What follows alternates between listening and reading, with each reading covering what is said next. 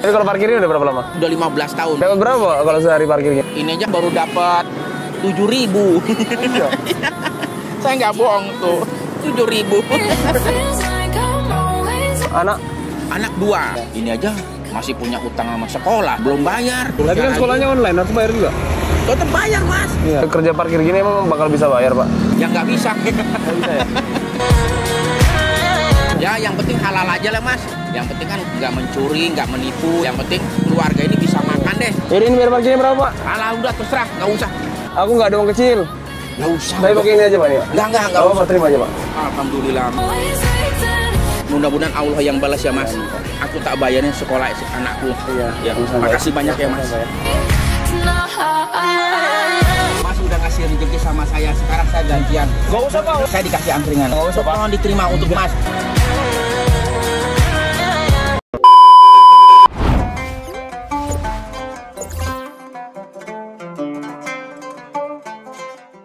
Hidup yang paling tenang itu hidup model tukang parkir. Baik tingali itu. Oh, pakai tingali. Tukang parkir di pasar, coba lihat. Biar mobil banyak, mereknya bagus-bagus, nggak pernah sombong. Belum selesai, dengerin dulu, belum selesai. Nanti mobil pergi satu demi satu, habis sama sekali. Dia nggak sedih. Mobil banyak nggak sombong, mobil habis nggak sedih. Kunaon? Apa kunaon ini? Lah sok poho daya. Kenapa bisa begitu? Ini nyengir tapi mikir, Pak. Ada muatan ini. Tukang parkir tidak merasa memiliki, tapi merasa dititipi. Siapapun yang merasa memiliki mesti takut kehilangan. Tapi kalau merasa dititipi, jabatan, harta, anak, istri, itu semua sekadar titipan, hiduplah seperti tukang parkir.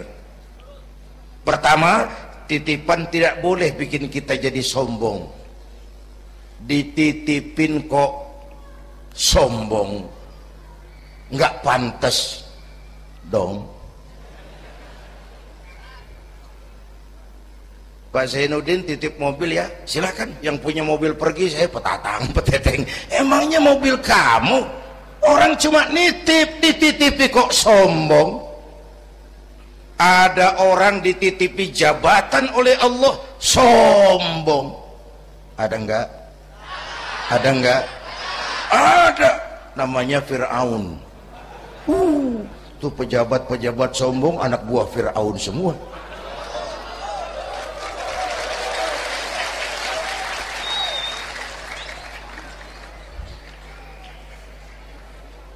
Ada orang dititipi harta oleh Allah jadi orang kaya, sombong. Mentang-mentang kaya sama tetangga nggak mau kenal. Mentang-mentang kaya orang lain kecil semua. Mentang-mentang kaya jalan nggak nginjak tanah. Kuntilanak. Dititipin kok sombong, nggak pantas dong. Satu. Yang kedua, titipan harus dijaga baik-baik. Kalau tidak dijaga bisa rusak. Kalau rusak, yang nitip marah. Yang nitip marah. Pak, saya mau ngaji, titip sepeda motor. Silakan. Selesai pengajian, sepeda motor diambil, kaca spionnya pecah, knalpot hilang, bumper penyok. Marah nggak? Saya kan nitip, kenapa nggak dijaga? Apa bedanya? Allah nitip anak 3 orang di rumah kita, nggak dijaga. Yang satu mabuk, yang satu judi, yang satu ngerampok. Yang nitip marah. Allah nitip harta kepada kita jadi orang kaya supaya bantu pesantren, bangun rumah sakit, bantu yatim, tolong yang lemah, bela yang perlu.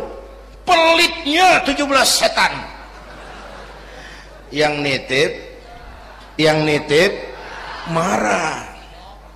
Sudah nggak pakai dong. Sekarang yang makro. Allah titip Indonesia.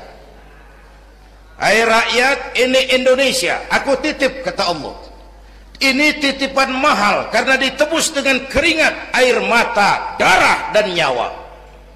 Aku titip Indonesia. Ini negara besar, buminya subur, di bawah perut buminya ada gas, minyak, batu bara. Kekayaan negeri ini dikuasai oleh negara, tapi harus digunakan bagi sebesar-besar kemakmuran rakyat. Itu amanat. Disalahgunakan, dikorupsi, yang nitip ini kan musim din-din ini lagi nggak enak bulan-bulan ini nih. Nazarudin, Syarifudin, yang ceramah Zainuddin lagi ini.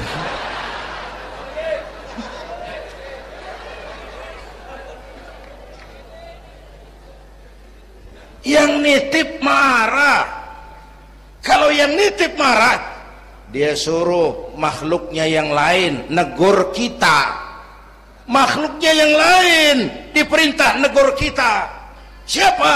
Merapi, batuk, Bromo muntah, Semeru demam, Anak Krakatau menggigil, angin puting beliung, banjir di mana-mana, gempa, longsor, hujan es. Kebayoran hujan es. Tetangga saya udah nyiapin sirup, mau hujan es. Innalillahi wa inna ilaihi rajiun. Angin teh makhluk, mang. Air makhluk, gunung makhluk. Tidak mungkin makhluk bergerak sendiri. Eta teh Merapi teh demo, mang, demo. Kalau kita rakyat kecil demo, Satpol PP turun. Kalau Merapi demo, siapa yang mau ngademin? Mbah Marijan. Selesai. Mbah Marijan udah kumpul sama Mbah Surip di alam barzah tuh. Udah rapat saya dengar. Kata Mbah Surip, tenang saja Mbah Marijan, tak gendong. Aman.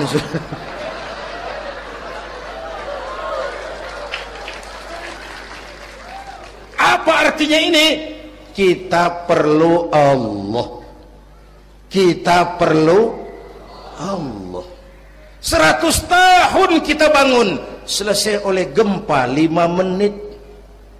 Itu Jepang, negara maju, dihantam gempa, lumpuh 9,2 Richter. Belum selesai tsunami, gelombang laut 10 meter naik ke darat. Masih belum selesai, reaktor nuklir bocor, radioaktif, gentayangan merenggut nyawa, terutama yang di Daiichi dan Fukushima. Fukushima tahu kan? Itu dari Cikupa ke kanan. Ya dekat-dekat situlah.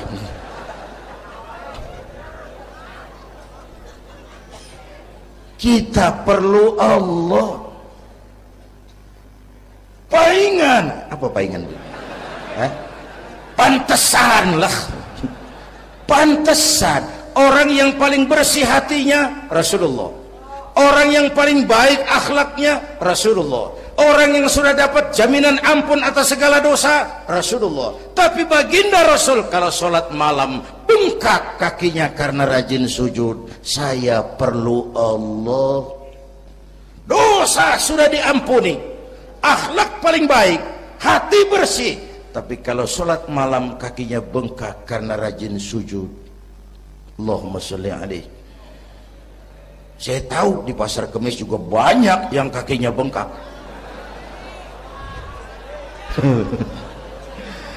Kita perlu Allah. Itulah sebabnya dengan Isra Mi'raj turun perintah sholat agar kita punya senderan. Saya senderan ke tiang, tiangnya roboh, saya jatuh. Saya senderan ke tembok, temboknya ambruk, saya jatuh. Saya senderan sama orang kaya, dia jatuh miskin, saya selesai. Saya senderan sama jenderal, dia pensiun, saya selesai. Tapi kalau saya senderan kepada Allah, Allah tidak akan pernah miskin, tidak akan pernah berkurang kekuasaannya, tidak akan pernah lumpuh, dan seterusnya. Karena itu memperingati Isra Mi'raj, ayo dengan semangat memantapkan keimanan. Ini zaman entertain, orang pada pinter bikin bungkusan, Hati-hati sekarang banyak minyak babi cap onta. Sekarang ini kiai sama dukun tipis bedanya. Tuh kalau muncul di TV kadang-kadang kita bingung, kiai apa dukun sih? Pemburu hantu pakai sorban. Ntar kiai gue suruh pakai helm.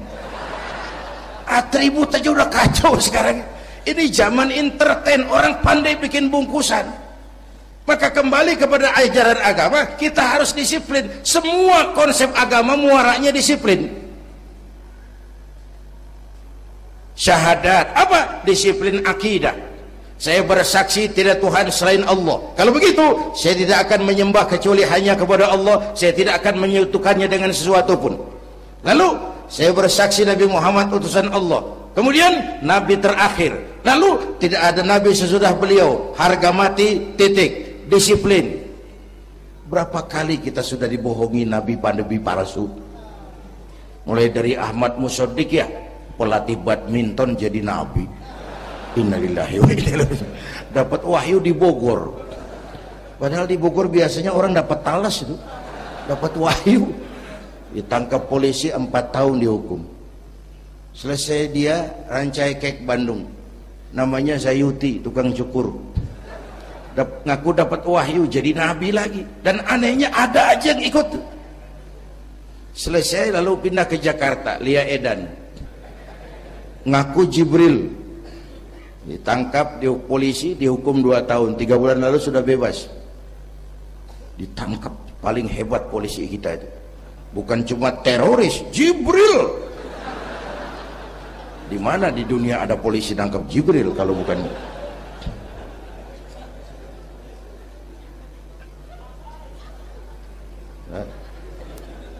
Terakhir yang aneh lagi, menurut catatan Bakor Pakemnya Kementerian Agama RI, antara Cirebon Losari, batas Jawa Tengah Jawa Barat tuh muncul agama baru namanya agama Jasun, agama Jawa Sunda. Jasun. Yang jadi nabi Tugimin. Tugimin.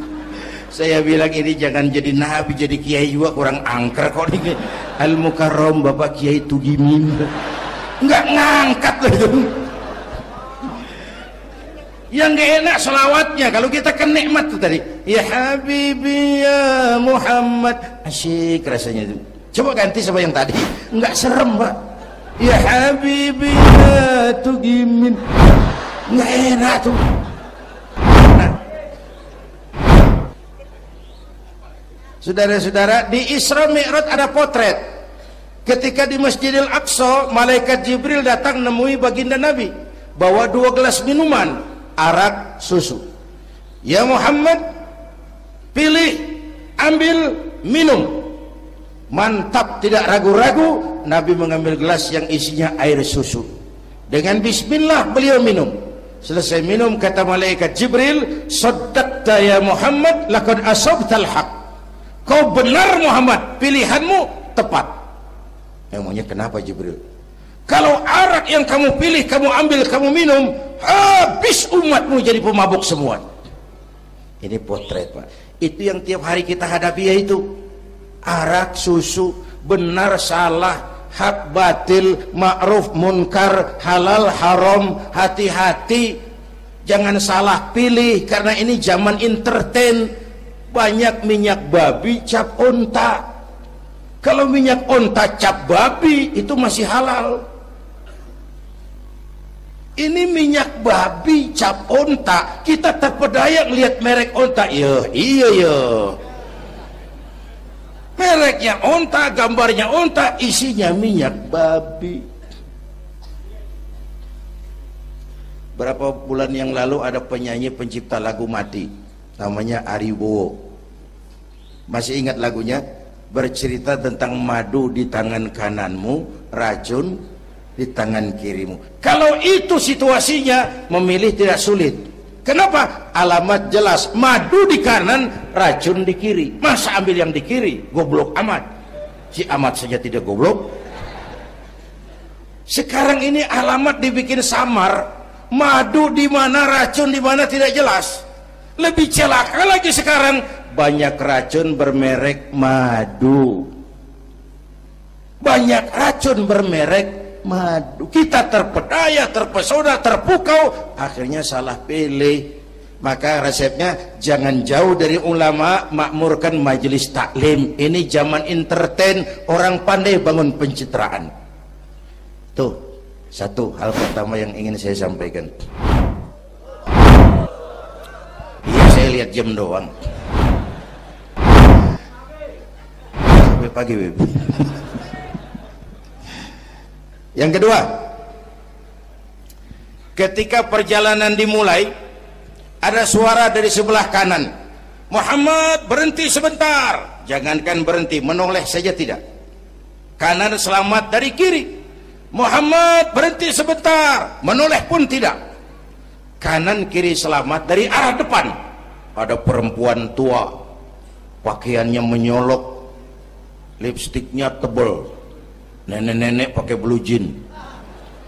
Muhammad berhenti sebentar, menoleh pun tidak. Sudah lewat, kata malaikat Jibril, untung kamu tidak menoleh Muhammad. Kenapa Jibril? Panggilan kananmu Yahudi, kalau kamu menoleh umatmu cenderung Yahudi. Panggilan kirimu Nasrani, kalau kamu menoleh umatmu gandrung kepada Nasrani. Itu perempuan tua dengan pakaian menyolok, itu dunia Muhammad. Dunia teh sudah tua, tapi karena dipoles, dibangun, dipoles, dibangun, dibangun, dipoles, orang nggak terasa kalau dunia sudah tua. Berebut harta, berebut warisan, sama juga berebut nenek-nenek. Makan habisin. Ini perjalanan, ini pun potret. Panggilan Yahudi, panggilan Nasrani, panggilan dunia, materialisme, hedonisme, berat sekarang ini. Berapa malam lalu saya masuk Serpong. Saya senang lihat Serpong berubah jadi kota satelit. Bangunannya bagus-bagus. Saya telisik, sekolahnya Don Bosco, Santa Maria, Santa Ursula, gerejanya mbahnya gereja dibangun di pojok itu. Serpong. Awas panggilan Nasrani. Saya masuk Bekasi, Sukmajaya, sekolahnya Yayasan Penabur, mulai dari TK sampai perguruan tinggi, gerejanya besar. Awas panggilan Nasrani. Bahkan di Karawang mereka sudah bangun kuburan mahal. San Diego, ada teman saya pengusaha bikin pesan kuburan 200 meteran, itu 5 miliar. Karena tanahnya berbukit, bergunung, indah, dan malaikatnya rada baik. 5 miliar.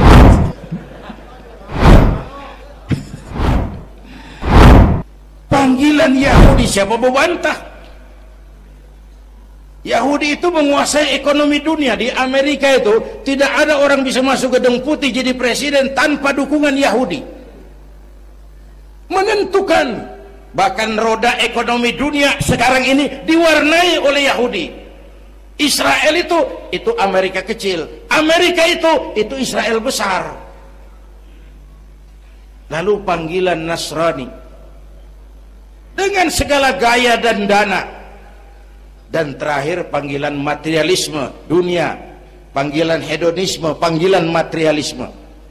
Menghadapi panggilan-panggilan ini, ayo kita umat Islam luruskan shaf, rapatkan barisan, jangan jauh dari ulama, makmurkan majelis taklim. Itu yang kedua. Yang ketiga, Haram Aqsa ini perjalanan vertikal katanya. Aqsa Aras ini perjalanan vertikal. Haram Aqsa perjalanan horizontal. Aqsa Aras perjalanan vertikal. Hablum minan nas, hablum minallah. Isra Mi'raj mau ingatkan kita, semua kita perantau di dunia ini. Perantau harus pulang. Orang yang selesai merantau di dunia disebut telah pulang ke rahmatullah. Kenapa pulang? Perantau, nggak boleh netep.